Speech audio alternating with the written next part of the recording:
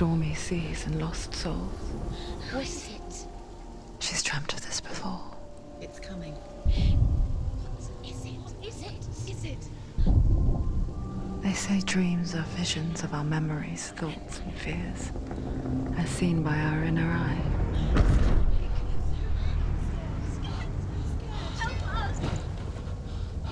But what if each one of us is always dreaming, even when awake? And we only see what our inner eye creates for us.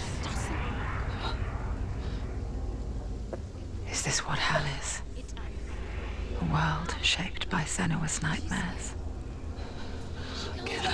Maybe that's why people fear seeing the world through her eyes.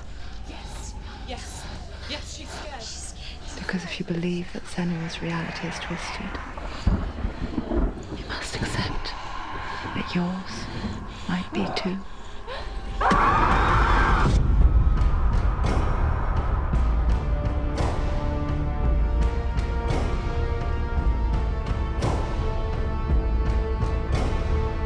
Hellblade: Senua's Sacrifice is a video game about Senua, a Celtic warrior on a vision quest into Viking territory. But what sets our hero Senua apart is that she suffers from severe psychotic mental illness. He knows she's getting closer. He can feel her coming closer. She's getting closer.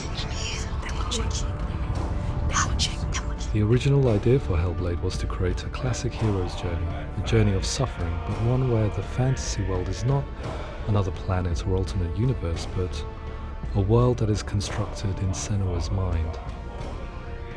But to do so would mean putting psychotic mental illness at the center of the experience, a subject that is still considered taboo, and a challenge that was both terrifying and exciting in equal measure.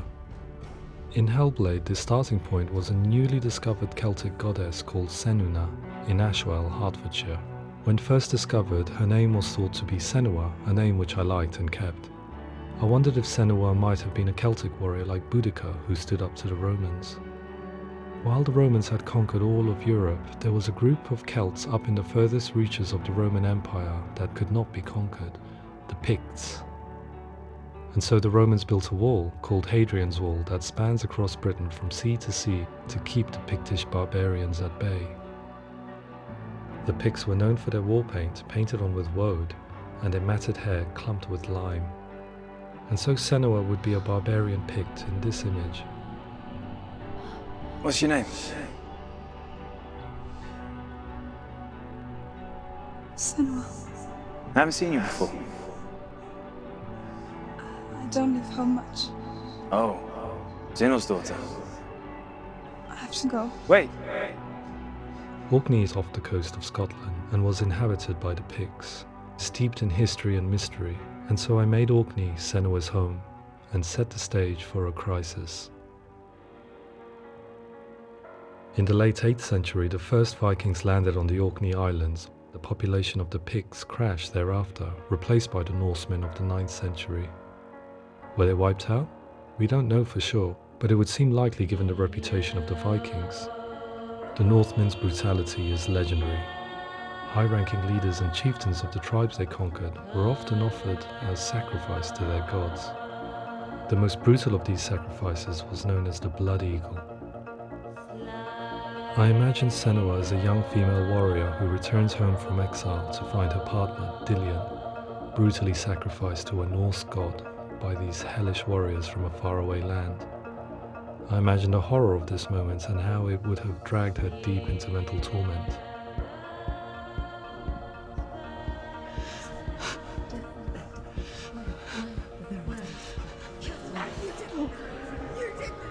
No!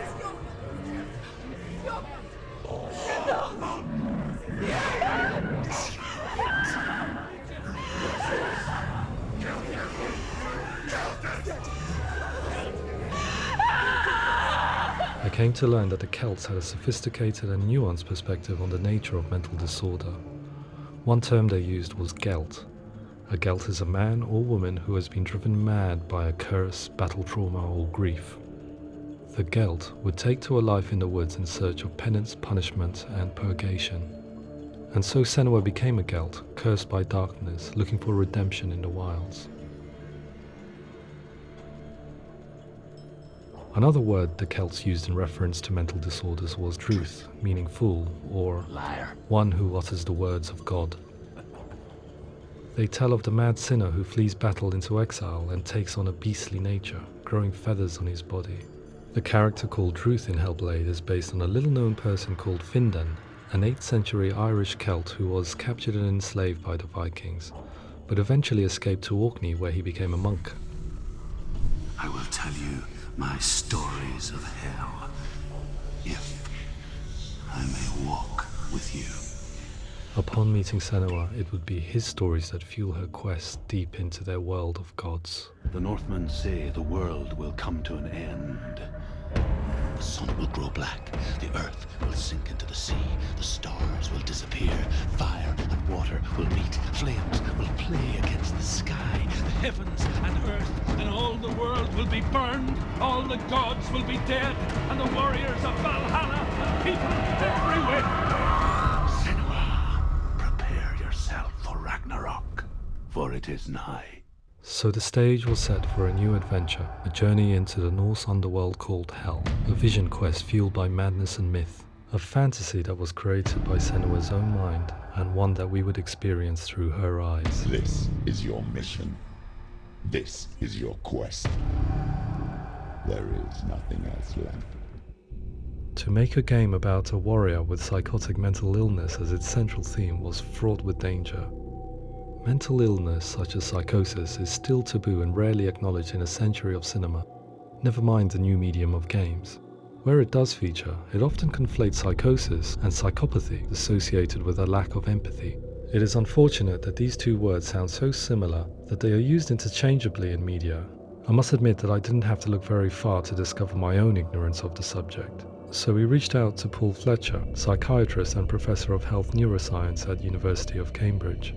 Psychosis is a descriptive term, and it refers to having a loss of contact with objective reality. So it's characterized by two main sets of symptoms. One of them is hallucinations, where somebody experiences perceptions when there is no actual objective thing out there to perceive. You're already dead. Who are you? And the other is delusions, where somebody comes to very often bizarre, unpleasant, frightening beliefs when there's no good evidence in favor of them. There's no doubt about it. The source of the darkness is in Helheim, and the goddess Hela holds his soul there.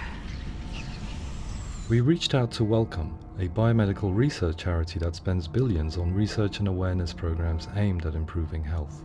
Mental health hasn't always been presented in the media in a way that is particularly helpful.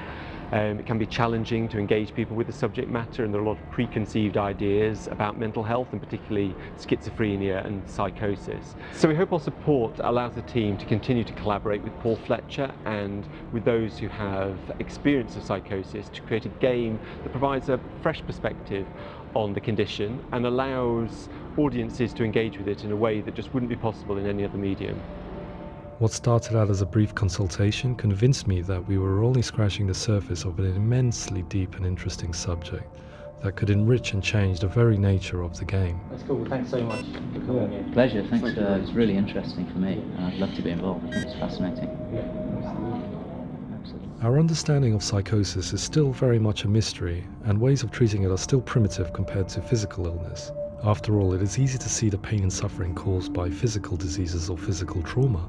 It is not so easy to see the mental suffering and trauma of severe mental illness. But what if we could find a way to see it? Games are capable of drawing you in for hours on end, playing the role of a character who is different from you, experiencing their perspective, and actively involving you in a world that functions with a different set of rules. That voice is not a common voice. That voice calls you to your death. It's an evil voice. If we were to represent Senua's psychosis, we would have to simulate voice hearing, a common attribute. But how can we simulate something we have no first-hand experience of? Professor Charles Fernyhough, a leading expert in voice hearing from Durham University, offered his help. Hearing voices is an experience that is usually associated with severe mental illness, and crucially we know that hearing voices is a part of ordinary life for many people who don't meet the criteria for mental illness. Yeah. Oh, that's not him in real life. We know voices vary according to where they appear in space. Voices can appear far away in the distance, they can appear right there in your ear, they can seem to be coming from inside your head. Based on the information Professor Fernie Ho provided, I put together a sound brief and invited some actors to the studio. We recorded the actors using a binaural microphone, which records the 3D spatial position of sound, replicating the way sound is heard by human ears. It gives you an incredible sense that the person you are listening to is right there beside you. Can't see how she's going.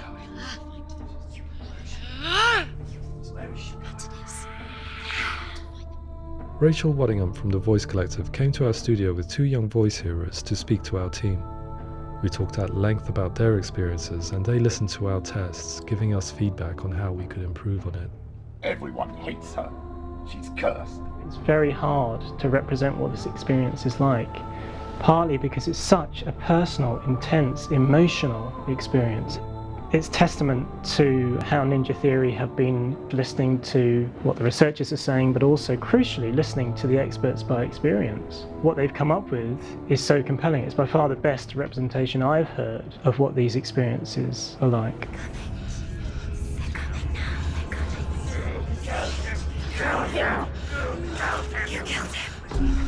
Other common attributes of psychosis are visions and flashbacks.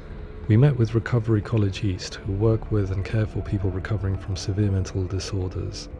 A group of service users gave us their first-hand account of what they experience.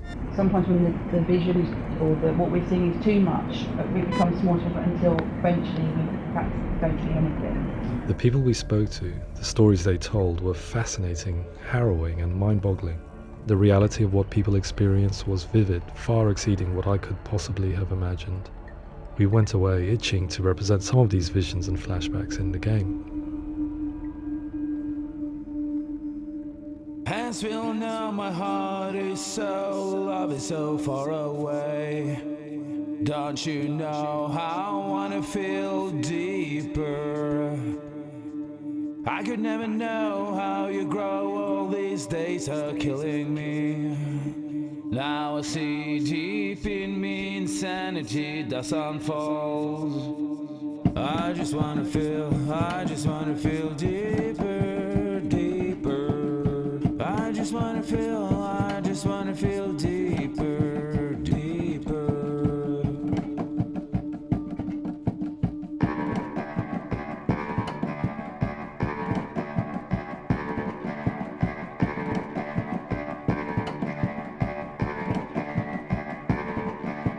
Hands will know my heart is so, love is so far away.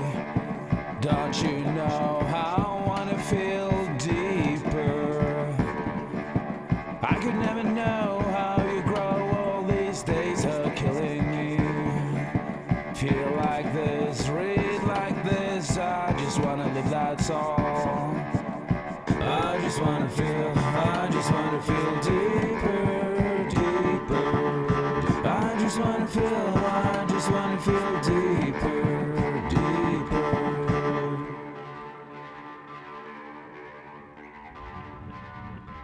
To refine our work, we continue to hold meetings with Recovery College East over the course of a year and a half, showing them what we had achieved so far and refining the in-game representations based on their feedback. With their help, flashbacks, visions and changes in perception were woven into the story and gameplay of Senua. The students that are involved in this project are incredibly excited about being involved. They have described the experience as being important because it values their lived experience and shows that despite what we have been through, all of that experience becomes valid, that actually it's something that we should all be talking about. The experiences described range from beautiful to frightening beyond comprehension. I heard of a girl who has to live with an angry voice screaming at her, slamming on her doors and walls 24 hours a day. I met someone who would often see hanging corpses in a room, so real that she would sometimes try to rescue them. The panic and fear that comes with such visions is entirely understandable, and it can be a living horror for some. Worthless, weak, pathetic. Go on, feel sorry for yourself, because there is no one left to do that for you. I was urged by one fellow that we should not shy away from showing this horror, and so I was perpetually torn in making Hellblade. Had we gone too far with our representations or not far enough? broken and lost. Just like your soul. Come on.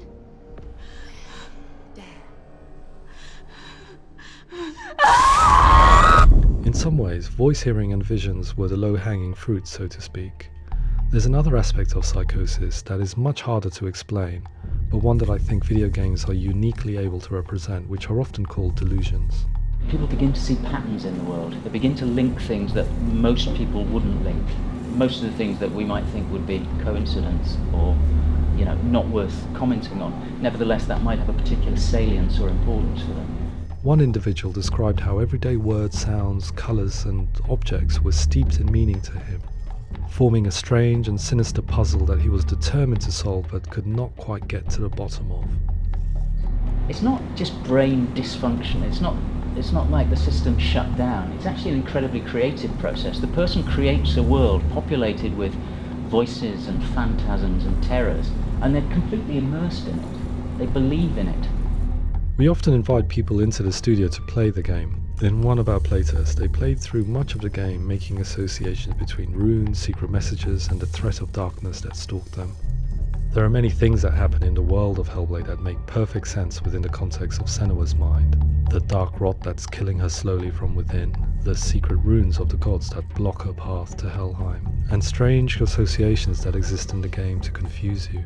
To complete Senua's quest, you have to internalize and accept the logic and meaning behind these things to progress. Afterwards they said that they didn't see much evidence of mental illness in the game. People with delusions of all sorts would argue the same thing, that they are not aware of their experience being abnormal in any way. I need this sword. It's important. Representing perception changes and thinking patterns within Hellblade gives us a set of symptoms common in psychosis. But people with lived experience were keen to emphasize another point, that it is wrong to define a person by their symptoms. Quite often, the illness comes not from the symptoms, but from the stigma, isolation and mistreatment that comes about from the rest of society. They say that I'm cursed. What if they're right? I needed someone to portray Senua, someone who could believably internalize her suffering.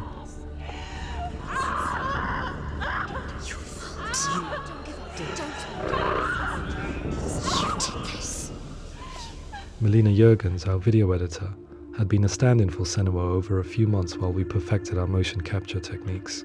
Without realizing it, she had already auditioned for the role, and I knew her well enough to know that I didn't have to teach her to act, but to relive her own internal pain. As often is the case, those who have suffered mental anguish are never far from us.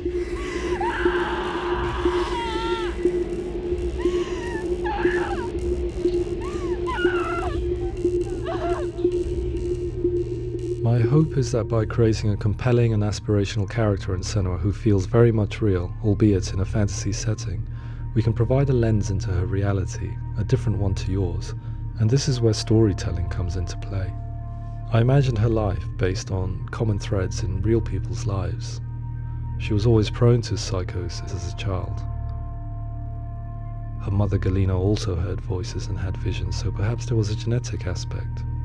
Or perhaps it was cultural, as she lived within a world without science, of gods and a superstition, as exemplified by her druid father Zimbal. Psychosis developed in her late teens to early 20s and was exacerbated by stigma and isolation at the hands of the clansmen and her father. This darkness. It's spreading. The trauma of seeing her lover Dillian sacrificed tips her over the edge, making her remodel her reality around a concept that connects everything: the darkness. So the question, is what Senua experiences real? Can only be answered by saying, yes, it is real. It is her reality. All of her suffering will have been for nothing. It's just a matter of time. Towards the end of the project, service users and professionals that had collaborated with us were invited to see the near-final game. It was a chance to see if the game had reflected their views or if it had misrepresented them. For me, being involved in especially developing Senua's character has been really important, and being able to bring in my perspective and what I see and what I hear and having that built into the game has been a real privilege. It's gritty and it's meaty, and there are some tough subjects in there that are being tackled with honesty.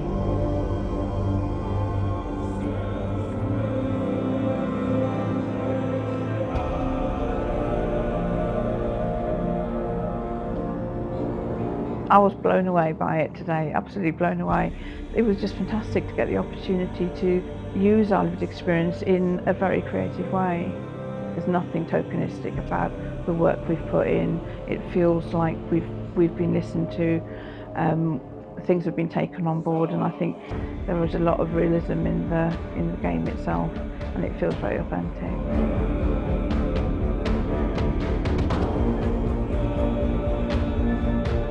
Hellblade will give people a good experience of what it's like to hear voices and have those experiences.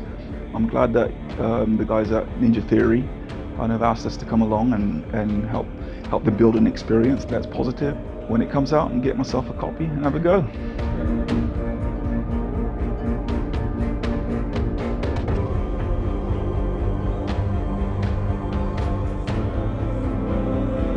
I think all the way through I was really inspired by how the conversations have translated into the game in a way that I think I didn't imagine was possible. So wonderful, really wonderful.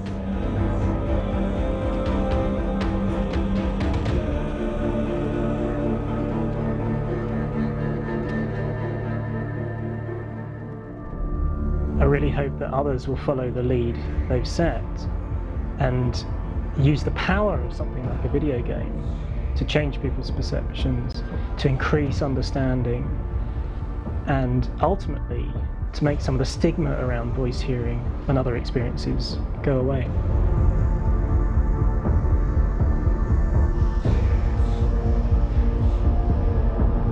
For me, it was really exciting to see something that I explore scientifically being represented so beautifully in a character who's trying to penetrate the mysteries of the environment in which they've been placed, with all of this strange uncertainty and noise and conflicting information that they're getting.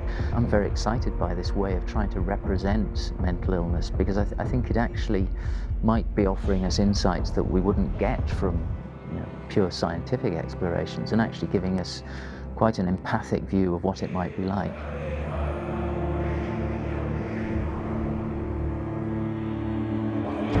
Mental illness has been with us for as long as we have been on this planet, but why? Why hasn't evolution stamped out this weakness from within our gene pool? I often pondered this question until I realized that the question had an inbuilt flaw. It assumes that being and thinking differently is a weakness. The only reason we have computers, spacecraft, medicine, poetry, art, and yes, even video games is because individuals are able to simulate new abstract realities in their minds and share them with the rest of us. We need people to be willing to see differently in order for us to progress and survive as society. And we need to be open to these new ways of seeing. And it is this spirit that motivated me to create Senua's story and share it with you.